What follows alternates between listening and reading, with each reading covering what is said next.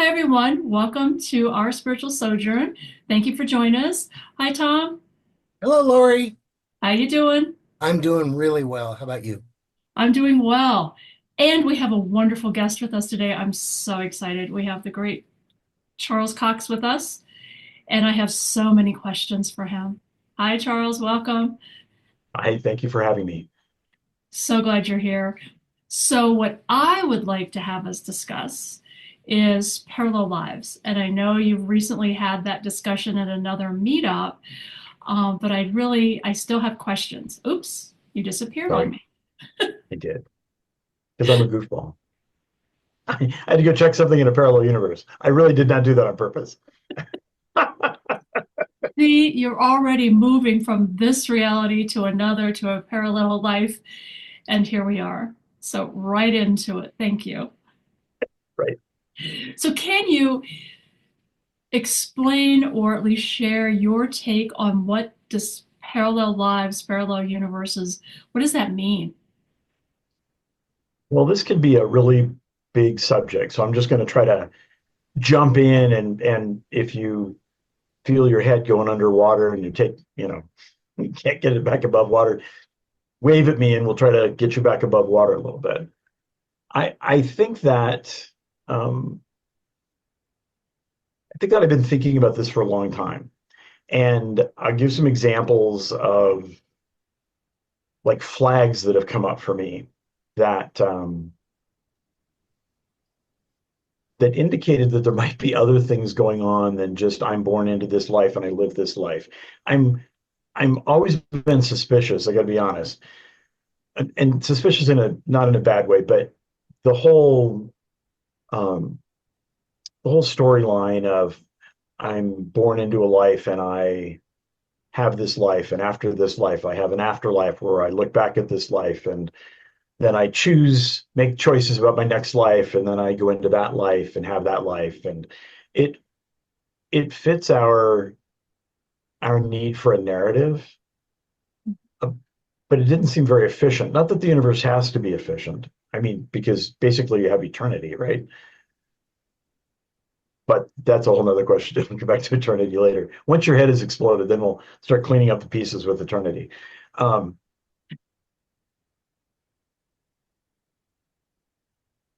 I think that the first the first instance of this I ever ran into was probably 30 some years ago. Worked at a restaurant downtown and middle of the afternoon, and I looked down the length of the restaurant, and a friend of mine had walked in, had walked in, backlit by the sun. So I start walking toward Karen, and as I get closer, a little boy walked around and was standing next to her. Karen doesn't have any kids. And as I get closer, this looked like Karen. I mean, enough so to fool me up to about 10 feet, but like an older version of Karen. She smiled at me and she said, "We need a table for two." And I said, "Follow me." So I took him to the table. I'm walking, but I can't stop turning and looking at her about how much she looks like my friend. So I sat them, I took care of them, everything's great, whatever. And I'm just like, wow, that is really uncanny. So 2 days later, Karen calls and says, "Guess what? I'm pregnant." And I said, "Karen, you were in my restaurant the other day with a boy that was probably 5 or 6 years old, maybe 7." And she goes, "Well, no, I wasn't." And we just had a fun laugh about this. But then 9 months later, she gave birth to a little boy. And I'm like, shh, on some other parallel, right? It's not like I think in pop fiction, pop culture, where we get to the other dimension and we have full consciousness, right? This is another version of her that's drawn to this place at another time when she had a kid with her. And so kind of jump forward maybe 15, 16, 17 years. I'm teaching and having a lot of fun teaching, and over the course of probably 2 or 3 years, I had done several uh, group reincarnation exercises. You know, group past life. Come in, I'll put you under hypnosis. Play with your last life, whatever. In each one of these, without me ever setting the table, almost the same story came up. And I'll give you the general story, but you can imagine 100 variations on this. First time it happened, the man came up to me and said, I was really moved. I was a small child in Vietnam and there were troops all around me. And I ended, because in the part of the group past life regression, I take you to the moment where you cross over. And he says, and I was probably 10 when there was an explosion or something and I was gone out of that life. I'm like, wow. And he says, the only problem is that I would have been alive during the Vietnam War. Oh, okay. So jump ahead to probably 7 or 8 years ago. I'm in Phoenix, Arizona with Dick Sutphin, who has since passed, but got the chance to know him. If you don't know that name, look it up. He's New York Times bestselling author, and we got to be friends later in life, which was great. He's doing this exercise with parallel lives. And so all of this thinking stuff was already in my mind. But his take on it was there aren't 100 versions of Lori, right? Again, this would be some cute sci-fi movie that would be fun to watch. But that the soul is constantly incarnating. And the example that he used, which I love, is that someone at my age, then there might be a part of my soul that's incarnated in maybe South Africa at 40, maybe in their 40s, and then maybe another one that's in their 20s, and maybe another one that's just born or in their youth, in different parts of the world, as the soul experiences same time, different eyes. So your view of the world, Lori, is different than somebody who is living in the Sudan, who their entire life has been at war, right? Jump to the Middle East. Someone in the Middle East has a whole different example. Most people, Middle East in general, don't have any sense of security like most people in the West, particularly Americans, have, right? Born, grow up in a town, get married, have kids, grandkids, and die all in the same place.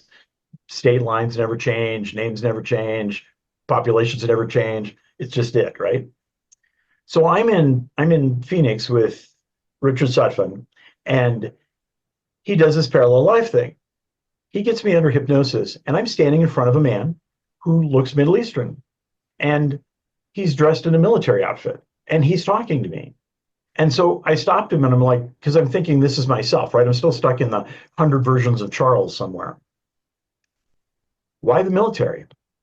And he said, because it's the only job that pays. He said, otherwise, he said, my family's got a food stall. They get stolen from, they get washed away when the rains come, the whole bit. He says, I can support my wife and my child, and I'm in the military. I'm a pilot.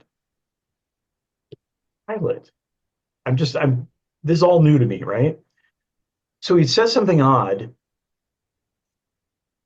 He says that he's stationed at Aleppo, which, by the way, he says, is both a civilian and a military facility. Okay, so I come out of this.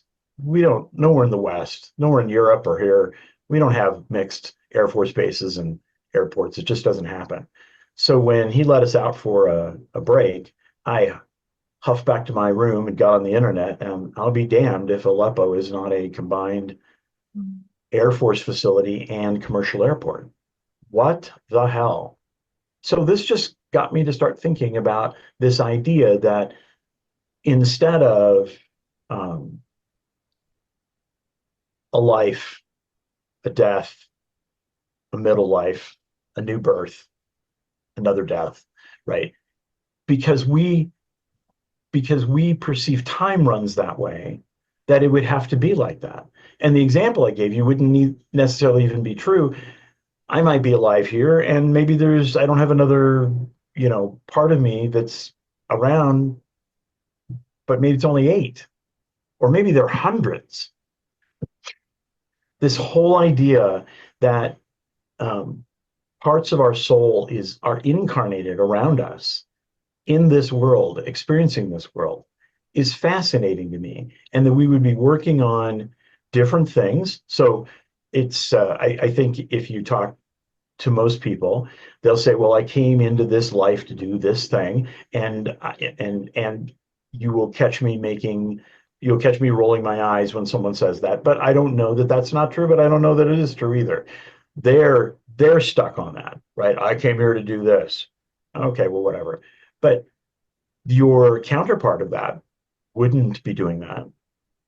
Your counterpart would be doing my counterpart's in the Air Force in Syria, and who knows whether or not he's still alive.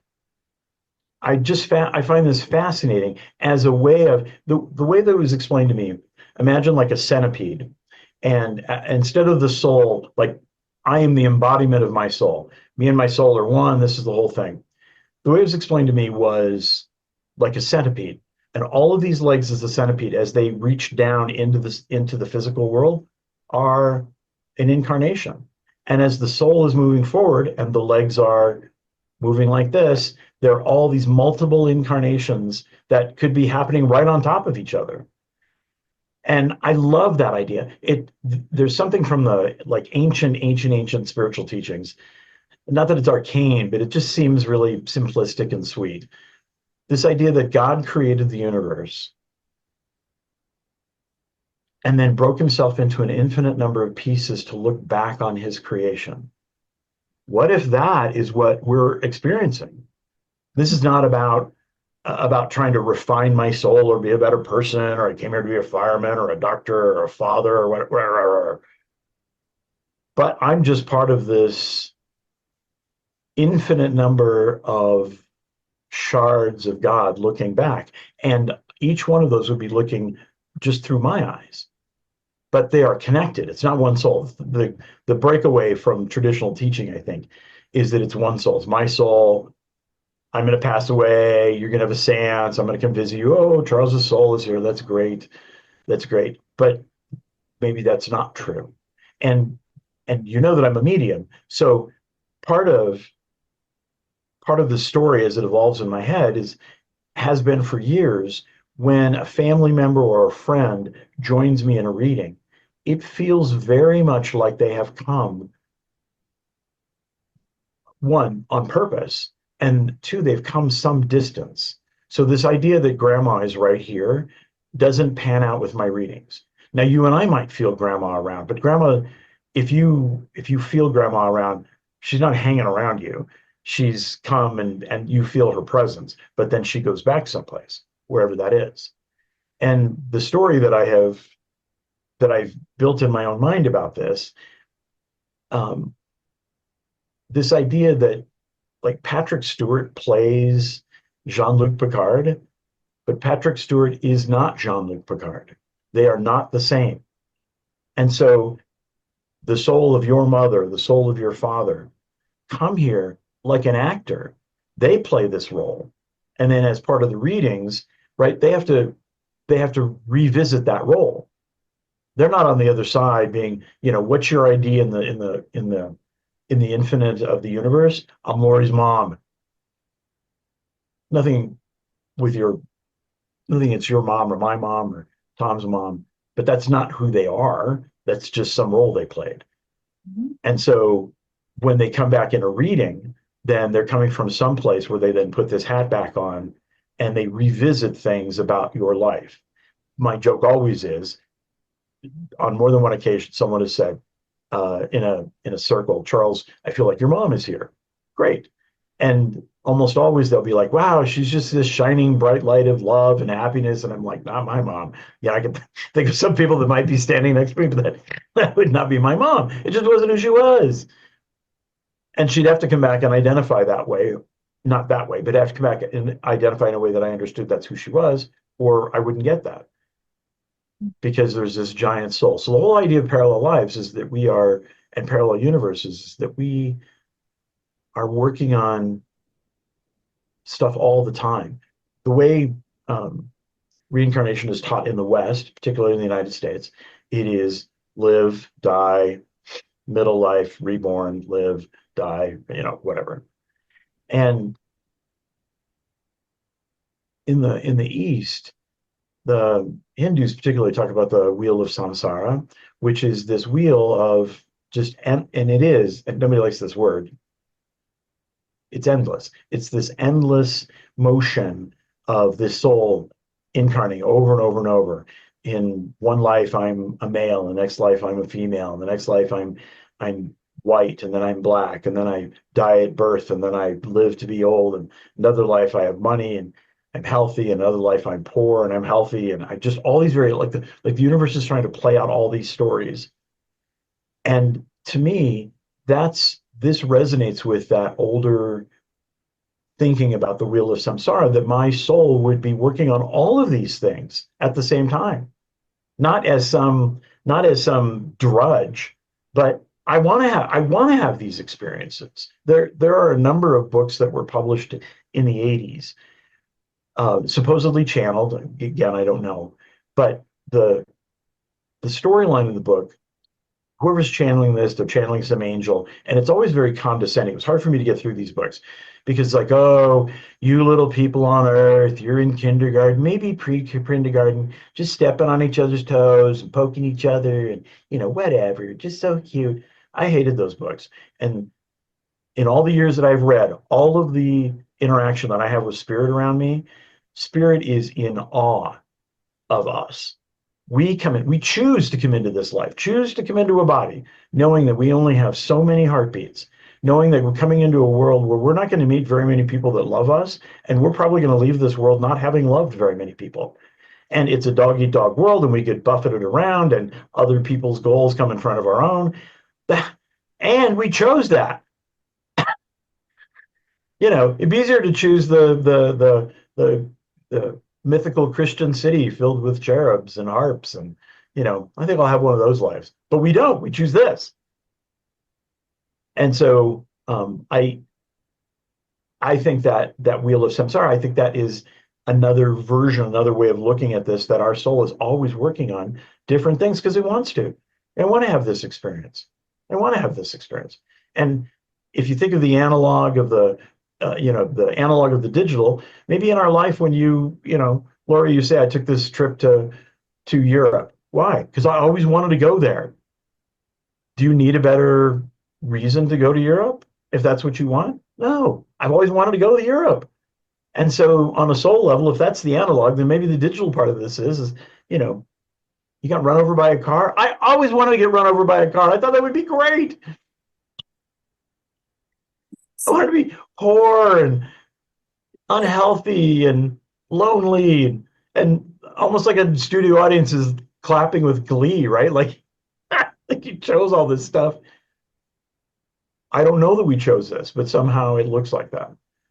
And so the parallel lives, it's interesting to me. It's interesting to me. I have a question real quick. Yeah. So, given that, and that my soul has all these different incarnations, perhaps, is it possible to meet that other, like you did in that regression? You met this person who was living in this other country. Is it possible that we also have contact with ourselves in a sense, our soul? And do we know? Now, see, I'll tell you, I'm going to tell you a story that is not even a firsthand story. So this is a secondhand story. But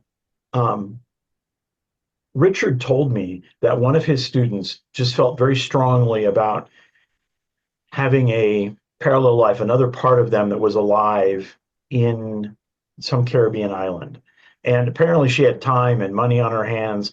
So she went around until she started finding things that looked familiar and villages that looked familiar. And at the end, found this woman. Now, I don't know that story to be true, but why there wouldn't be any cosmic repercussions to that, I don't think, because you are not me and I am not you, right? It's not multiple versions of Charles. It is, and so from on a soul level, if all, going back to this really arcane, ancient wisdom, part of that God creating the universe and breaking himself into an infinite number of pieces to look back on that universe, the other part of that teaching is that the universe happened in an instant. So you and I think, we're all practicing our, make a decision in my life. I'm going to do this. I'm going to have that for dinner. I'm going to go to these places. And yet the truth is, it could be, I don't know. It could be that all of this is long gone, and that we come into this life to have this experience. And like like something's streaming, right? So with 10 billion shows that you can get now in all kinds of languages from all over the world, I can see things and experience things I've never seen before. This could be another analog of the digital, right? That all of a sudden we're having this awareness that there are all of these experiences. But unlike when we were kids, Gunsmoke was, Monday night at 7 p.m., I can watch whatever and experience whatever whenever I want. Like, and so I don't know, there's no reason why you couldn't meet someone, but you laughed about making, your head explode, but it is so far outside the box and in a fun way, not in a crazy way, but in a fun way, that there are parts of me that so the soul, like a journey of a soul, the journey of the soul would be to have all of these experiences simultaneously, learning all of these things, and they would just be done, like done. And if that's the case, then that makes a better case in my mind that you are a part of God, and Tom is a part of God, and I'm a part of God, and right, the next door neighbor who irritates the shit out of me is a God, and it's just Yes. all of it. What about then that idea of twin flames? How does that fit in, or does it? See, I have Does that never been. exist? Yeah, I have never been a fan of this. Only because, and I'll just tell you why. We certainly meet people in our lives that we vibe with, and they seem to somehow, we make a space for them and they make a space for us very quickly. If there are any kind of twin vibes, I'm fun on that. It would be something like that, where I get frustrated only because I think it is a frustration. I get frustrated with some people because that image of some imaginary twin flame or some twin flame situation prohibits them to live a life. We came into these bodies, into this time, into this place to interact with people, not to sit docilely at home waiting for the right man or right woman to knock on the door. They don't. I mean, even as recently as 10 years ago, UPS knocked at the door, but now UPS doesn't even knock at the door. No one knocks at my door. I don't know the last time someone knocked at my door. Maybe the neighbor or something. I don't know. But when I talk to folks, I try to get them away from that. And I'll tell a quick story. I read for a woman just in the last 6 months. And my heart really went out for her because she's probably in her 50s and she's lonely and she's looking for Mr. Right. And then she named off all of the stuff about Mr. Right because someone told her that's what you have to do. He's beautiful. He's good with his money. He's good in bed. He's kind and interested in her things and in the things that she's interested in and all this stuff. And I'm like, holy crap, have you ever dated anyone? Because that doesn't sound like anyone I've ever dated. And I mean that in a nice way. And I own all that myself too. It's to be that image of something perfect. It's a place where some people stop. But the deal is every day is a gift. I know it's so cliche, but all of these experiences, when it's a good day, those are the experiences. When it's a bad day, those are the experiences. But nothing is guaranteed. And I can't waste a day writhing my hands, waiting for the right job or the right person or the right place to live or any of that. In some ways, I'm not fun to get a reading, depending on what you carry into the room with you, right? You say, and this happens more often than I care to mention, like they'll say, I'm thinking about moving to Phoenix or Houston or Chicago. Okay. They're like, well, what does Spirit say?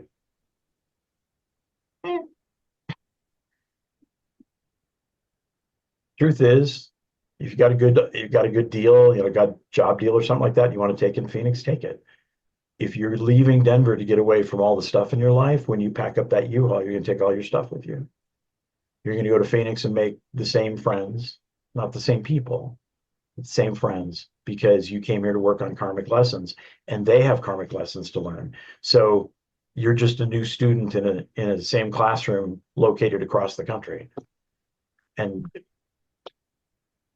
it's funny, I think the universe doesn't care about a lot of things that we just give a lot of, you know, oomph to. Should I buy the Cadillac or should I get the Infinity because I think it's a better car? My guide's always like, that's your choice. Make a decision. Yeah, it's Well, that as leads a me good into a thing. question that I would like to Yeah, ask you, if I could, please. sure. So these decisions that we make, and there are thousands of them through our lifetime, maybe millions, who knows? But what if there's a lifetime where I did go to Phoenix versus the decision I didn't make? So that's a Right. whole nother thing on the parallel realities is what if I hadn't gotten in the car and driven that day? What if I took the job? So did those exist where you get different branches on the tree of the major decisions in your life? So yeah, set aside everything I said. We'll set it aside for a second. There's a book I highly recommend called The Midnight Library. And The Midnight Library is fabulous, even though it's a book I think more for therapy reasons. But the book, I found myself, when I was reading the book, I felt things being lifted from me. So I'll tell you just very quickly, what the theme of the book is. We meet the main female character. She's having a pretty rough time. She gets fired from her job. She left a man at the altar and didn't marry him. She went home. Her cat ran outside and got hit by a car and was killed. And so she's having a pretty tough day. And at the end of chapter 1, she kills herself. And I'm thinking, where the hell is this book going? I mean, right? Have you read this, Lori? Yeah, I get the end of it. I'm like, where is this book going? So she finds herself awake and aware in a place that comes to be known as the Midnight Library. All time there has stopped. And what's in this library are almost an infinite number of volumes of books, all of the books that contain storylines of all the lives that she could have lived. And all she has to do is take a book, open it up, and she can be in that life. And if she likes it, she can stay there. So it's fascinating. It's a fascinating examination of the question you just asked. How would our lives be different? So as she went from life to life, because she didn't find one that she liked, she had similar friends, some where these people existed in the world, but they had never met. Some where her mom was dead and her dad was alive. Dad's alive, mom is dead. Some where mom was different. Holy shit. This is the deal. So even though the author, I didn't get this from anything in the book that he was shooting for this. But what I thought was this is the story of the soul, right? That there would be one Lori, and that Lori because quantum mechanics, Michio Kaku says every time we make a decision, we create a new branch in quantum physics. So think of the decisions you've made just today, and none of the three of us are youngins, right? So think of all of the decisions we've made in our life and all of the branches on this gigantic tree, that each one of these would have a different life path to it. I love that idea. And so there are parts of me, that I love my life where it's at. I just somehow I've gotten to a great place. I love all of this. But there could be other parts of me that are in different places. What if I had not done that? And there are only a couple things in my life, and I don't know if this is true for either one of you. There are a couple places in my life where I was aware that I think something was exerting itself in my existence. And I look back to two of those that happened within a year of each other. And I think, I don't know where my life would have been had I not done that. And I don't know where my life would be, honestly, where my life would be today had I not done that. Both of those blips in time, I have friends that I've been friends with for 40 years based on these things. That the universe needed me or wanted me, or a soul level, right? The problem always is that language is not our friend, right? So as soon as I ascribe something to the universe, then it seems more prophetic or fated. Maybe it's a just my guide wanted me to go that way, and I listened to that. I don't give a lot of weight to that, mostly because we can get caught in conversations with other people, but endless conversations about this that don't really move our existence forward. So, one night someone in class, I'm a minister, was a minister for 30 years. When I talk about God, I use the pronoun he, and some woman you know, got all twisted up on me. And she's like, well, don't you think it's a she? And I'm like, can we, honestly, this is not my first rodeo. I've done this all of my adult life. I don't believe God has a penis. I don't think God has a vagina. And our language doesn't know what to do with that. And I even laughed. I said, when I was trying to really be cool in my late 20s, I tried referring to God as it, just because I was already aware of the pronoun thing, right? But that didn't work for me either.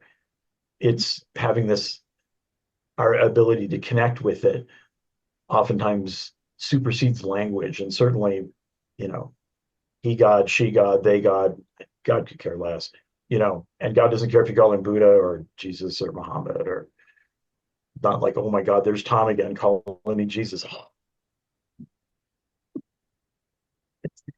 I think, and Lori, I know you're a therapist. It just always seems to me that, particularly on the early stages of being on a spiritual path, that all of my crazy, messed up stuff about my parents gets projected onto some God figure. So not only is it always about my parents, it's always about God. And if my parents were narcissistic and self-absorbed, then God is narcissistic and self-absorbed. Or if my parents punished me a lot, then God punishes me a lot. I think part of the path is getting down farther down the line where you recognize that probably none of that is true. So can you look across these realities? So there's a version of me that didn't take the career job that I took, that instead went into fast food and had a lifetime of flipping burgers. Can I look from here to that lifetime and see what lessons I learned over there, compare them to the lessons I learned here? Is there any version of that that's reasonable? Why wouldn't there be? I've often thought, when we have big changes in our life, and oftentimes accompanying big changes in our life, there's a change of friends. That's been my experience. Any big changes in my life, there'll be a big circle of a change in the circle of friends. And I wonder, in this parallel universe thing, did I not jump out of the one life into another life? So those people couldn't come with me. They couldn't come with me because now I'm on a new timeline. I have skills that I didn't know that I have, or I have skills that I didn't know that I have because 10 minutes ago I didn't have them, but now I've moved on to this timeline, right? And I don't know to answer your question, I don't know that there's any reason you couldn't. That's where this gets, where it can really, get your mind to running. There's a part of me that is much more financially successful than I am. And I'm fine, but there's someone much more financially successful. I'd like to be a fly on that wall. Can you see that? Can you see that timeline at all? And moreover, could you switch to that timeline? Yeah, I don't know if you could do it. I don't know how you would do that. Well, let's play with that. And the funny thing is, then you couldn't tell the story because I would just show up and say, "Hey, I just switched timelines," and both of you'd be like, "So, why are you on our call? Who are you?" Right? And would you know if you switched to a different timeline? Do you actually know? Well, I see. This is where pop culture might be getting in my head sometimes, but there are times things happen, and this hasn't been since I've gotten older. This has been just throughout my life, that I think I'm out of my mind. And so last summer I was driving. I still work at the church that I was ordained in and served for 30 years. I always work in the summer, go out and spend a week or so. And I'm driving on I-70 and across Kansas, and it is hot as hell because it's Kansas and it's June. And I don't think the air conditioning in my car, which is not a new car, is really keeping up with this. So I reach down so I can put on the max AC.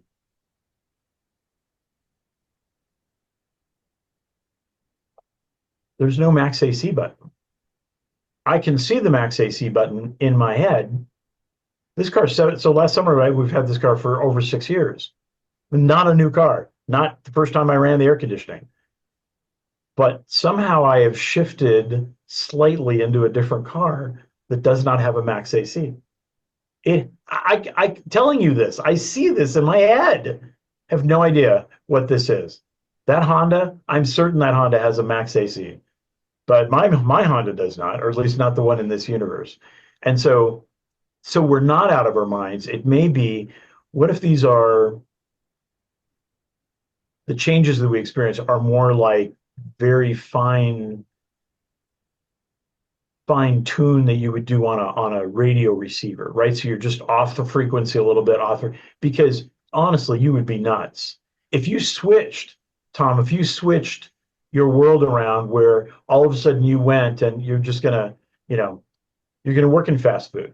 You're gonna work your way up to manager. Then there was that unfortunate incident where you stole $20, and then you got fired from there and you had to go work someplace else, but they were forgiving of the $20 you stole, and so, and then you became a manager again, and right.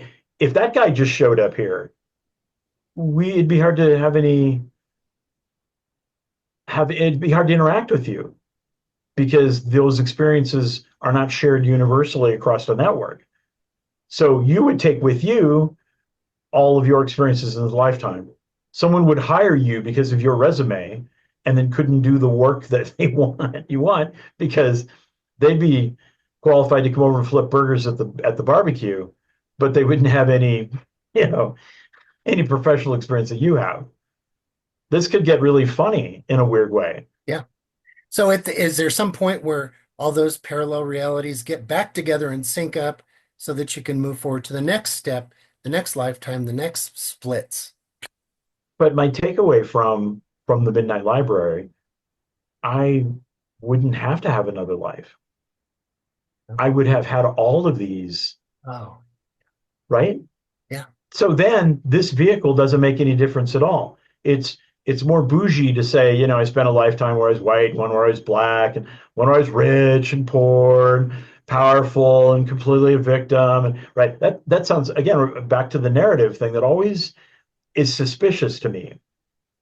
But I don't have any alternative to it. I just, when I hear it, I'm like, we are great storytellers, and we like to tell stories, and we're good at telling stories, and we're so good at telling stories that we can tell ourselves stuff that didn't really happen and put it in a context that didn't really exist, and then live our frickin' life that way. That's how good of storytellers we are. So then, if there is only one, and I have in this instant all of these lifetimes at the same time, where I'm married and single, or I'm tall and young, there's some lives, when I was 19, my car died on I-70, and a truck hit my car with me in it. And that could have been an exit point. So there's a part of me, I think, that died that day. And maybe I jumped from that life into another one close to it. I saw this under the heading of "Sometimes I Think I'm Crazy." I watched a physicist one night on YouTube talk about, she didn't have any idea, and she was talking about this. She didn't really know what to think about reincarnation, but there might be more and more evidence to suggest continuous consciousness, so that this vehicle would end, and then my consciousness would move into the baby. And the process, so it keeps the system clean, is that the infant that comes through isn't even able to talk, isn't even able to communicate. They just got to pee, and they're hungry, and they're gassy. This is their world. That then acclimates them to these parents and the location where they're at and the life they're about to live. And I love that. So I was really moved by this. I saw this one out. It was great. I went back 2 days later. It was not in my YouTube viewing history. And I'm like, I'm certain I wasn't groggy. I don't believe that I was sitting on the couch and imagined all this, but somewhere in there, I jumped to another universe where I didn't watch it the night before, or something like that. It's just funny. But yeah, if you lived all of these things, then I don't think at the end of the day, you probably would have felt different about this at 20. But in my 60s, I'm not really sure that it makes much difference about the color of my skin. I don't think it has much difference, makes much difference about the genitals I have or the sexual orientation that I have or could have had or would, right? Because I'm just here to have this life. And that's part of the story we tell. This is what makes me different, right? My genitals are on the outside. Makes me superior, says the Bible, or whatever. Okay. But at the end of the day, I don't think it makes any difference. Let me throw one at you. There's a Yep. movie, a Tom Hanks movie called Cloud Atlas. And maybe you've seen it, but in short, it's 6 or 8 different actors playing 6 or 8 simultaneous stories. Uh-huh. And so Tom Hanks in one of them is a good guy, and in the other one he's a bad guy, and they're all going at the same time. They keep flipping between the storylines in the movie with the same actors playing different roles. Would you describe that that has any relevance to parallel realities? It could. So your question earlier was, is there a way to move from one timeline to another timeline? I would say, as I'm talking about these story things, right? If you come to me and sing your tale of woe about, how you've been treated in your life and how bad things are and how opportunity never comes for you, whatever, and and classic metaphysics will tell you that's just the universe or God mirroring that back to you, right? You don't have any opportunities because you wouldn't see them if I set them your way. I feel that way in my life. I don't think that I missed opportunity. I think I just didn't see them. And as I matured into who I am, then all of a sudden I thought, wow, that could be an opportunity. That could be a new friend or a financial opportunity. Um, what if the story you tell is locking you into the um, experience you're having? So the part of you that is over here flipping burgers and has life ruined for the $20 you stole and the whole bit, just the whole bit. What if the story started to change about that I deserve more and I am open for love and maybe I could help businesses, maybe secure their businesses or maybe secure their data or do something different. What if then he is now vibing more with you, right? And the work that you're doing is downloading or crossing the network somehow and reaching him? What if there are parts of me that are just even more happy than I am? I'd like to find that. Not that I want more happiness because I'm getting on greedy, but I want more happiness because I'm greedy. I'm just going to own it. Um, but someone somewhere is doing that. Some part of me somewhere is doing that. Yeah, if we could only figure out how to find and visit or read and learn about those other realities, I wonder what that would do to our brains and how maybe it would speed us up and maybe it would just make our heads explode. Well, I want to try something. I've been thinking about something. I'm just going to throw this out here. I've not really shared this before, so this may not be as concise as I'd like it to be. But I'm watching the world, I'm watching stuff going on, and I'm becoming an older man, and I'm thinking, oh my God, where the hell is this world headed? Echoing the voices of my grandfather and his grandfather, where the hell is this world going? But I watched some stuff on video on YouTube, and Fail Army, if you ever watched it, it just gives me something to laugh at. It's just stupid things that are caught on video. They just put them together. It's very funny. But a lot of these people are acting like they're doing things that I would never do. And I'm like, because I think in my mind, if I did that, I would die. And they do it and they don't die, and it's funny, and someone caught on a video and it becomes viral and the whole bit. Tom, to your point, I think maybe there's something filtering into our consciousness that none of this really makes any difference. See, I'm from a generation where everything, every hand I shake and every word I speak and all my actions, it all means something. It's all moving toward a greater end.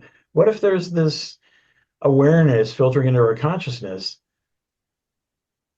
that just do that? It might kill you. You might turn out to be fun, and you'll be a legend on YouTube or TikTok or something like that. And at the end of the day, I believe that's true. Spirit, you know, again, I've done this a long time. Never does spirit come back, Tom, and your grandpa's like upset about the Mustang, right? What'd you do with the Mustang? Whatever happened to the Mustang, right? And because they don't care, it was a car. This goes back to our conversation about, right? Should I move to Phoenix?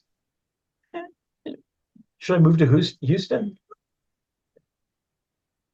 Go somewhere, live a freaking life, make friends, make love, make money, have fun, and die. And not, I'm serious. It's part of the equation. We like to think that it's not part of the equation. Oh, yeah. It's part of the equation. Mm-hmm. So do these things, go have a life. That's what you came here for. And back to Lori, the thing with the twin flame or the soulmate, what I find for people, again, it's judgmental, but this is my thing. I think they are putting off a life for some future that may or may not arrive. And yet the people that we all know in our culture that are famous and happy and whatever, they just did it. I mean, I don't have any kids, but I don't know why my thought, I mean, I was thinking about this the other day. I just imagined this. Well, you got a kid, Taylor Swift, little Taylor, okay looking, not the greatest girl ever. And she says, I want to be a musician. And I'm like, dude, we got to get you into secretarial school because, no one makes it big. No one makes it big. I'd be that parent. No one makes it big. You're not going to be a billionaire in 1 year because of the tour you were on, right? You're going to be filing and working for Mr. Jones and making sure that he doesn't touch you inappropriately. Dad, this is my dad voice, right? But she didn't. She wants to be Taylor Swift. And who is she? She's Taylor frickin' Swift.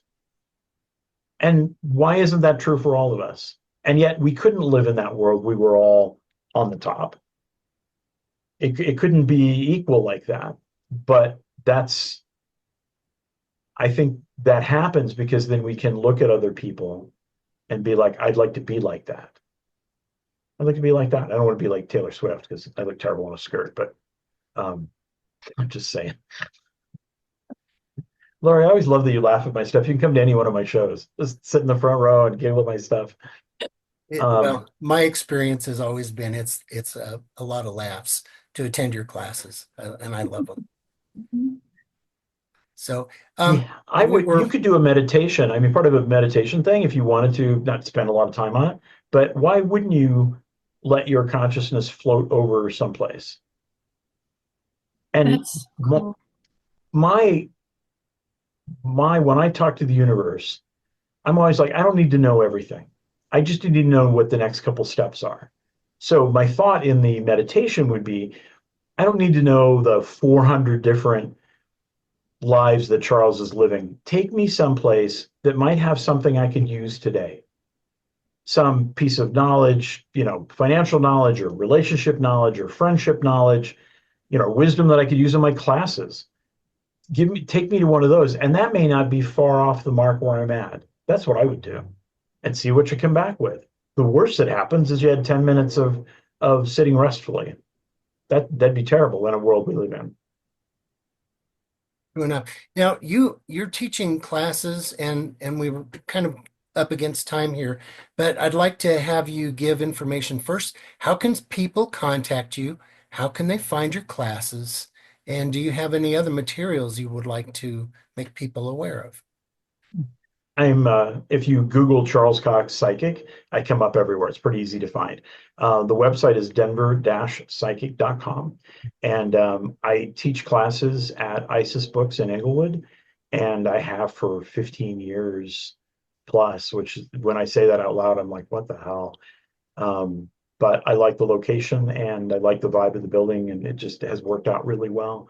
The classes that I do teach are not meant to be taken in any order. So if you see something you're interested in, I invite you to come down and take the class.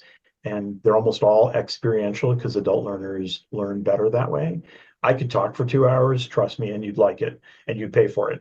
But you'll learn something by actually doing something. And we just have fun. We have a lot of, both of you have been to classes. We have a lot of laughs. There have been occasional tears, but they're good tears because we're having breakthroughs. And I just love, I just love the work I do. I tell people if you don't take anything away from my class or meeting me or even from this, podcast, you heard someone who gets to do what they love for a living. It's powerful. Most definitely. And again, I'll say your classes and seminars and discussions are funny and fun and informative. Highly recommend them. And So you also do full moon seances at the bookstore, correct? Every month. Oh, So for probably 15 years, with the exception of a couple in 2020. But every month on a full moon, we do full moon seances, and they are sold out in advance, which I just had the full moon seance sell out on New Year's Eve, and it's still not for 2 weeks. And I'm like, sometimes I'm like, okay, well, maybe I am my own little version of Taylor Swift. I don't know, but it's just funny because I'm like, what? But they're folks fun. like them and they keep coming back. It's just awesome. most Yep, definitely. I love the Halloween ones. we have fun. Gotta have a Halloween seance. It's Halloween. Yeah. Well, let me ask, Lori, do you have any other final questions for Charles? I don't think so. My head exploded a while back, so I I'm good. know. It's so complex and so interesting. And if we were stuck in the same room for about 12 more hours, we could keep this discussion going, no doubt. Absolutely. Yeah. I One of the things you said that, noted that the discussions in the classes are interesting.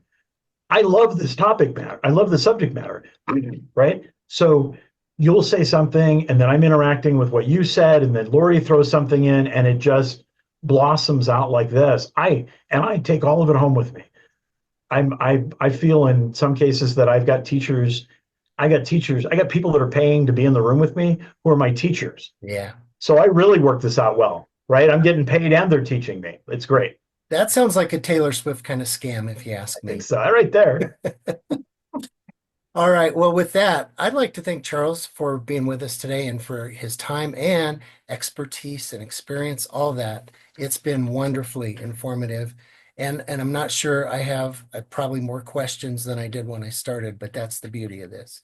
So I'd like to thank everyone. And if this has been helpful or enjoyable to you, please give us a like or a share to someone who might appreciate it. And if you haven't yet subscribed, you can do that and set your notifications to get all of our releases as the videos come out. And if you'd like to comment on this or other videos, you can do that below, or you can go to our new community page and suggest topics for future shows. And we will always get back to you and always respond to your comments. And last and not least, if you'd like to get a hold of Lori or Tom, you can do that at ourspiritualsojourn@gmail.com. And again, we promise to get back to you. And with that, thanks everyone. See you next time. Well, that was fun.